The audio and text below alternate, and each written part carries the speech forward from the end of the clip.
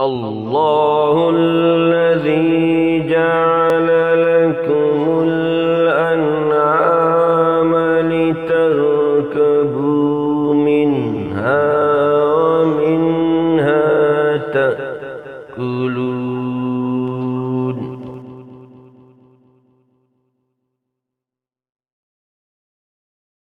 ولكم فيها منافع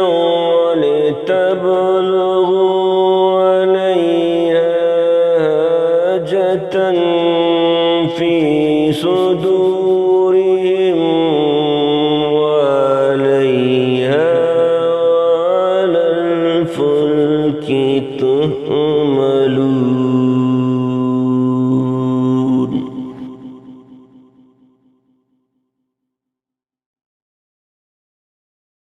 ويريكم آياته فأي آيات الله تنكرون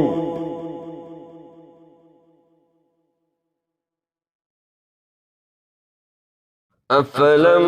يسيروا في الأرض فينظروا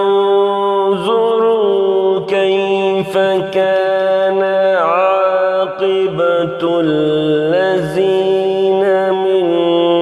قبلهم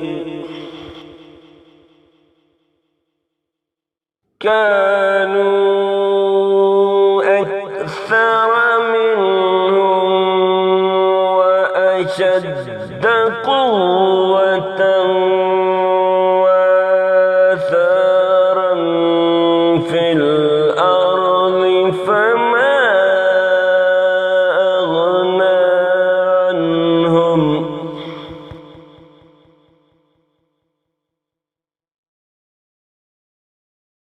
فما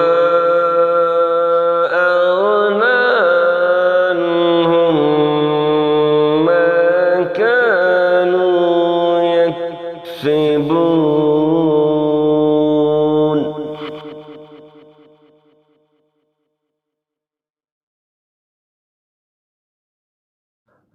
فلما جاءتهم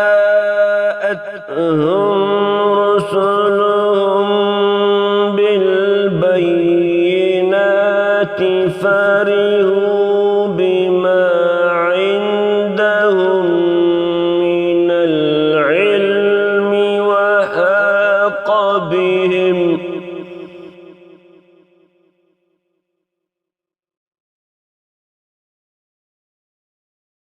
وحاق بهم ما كانوا به يستهزئون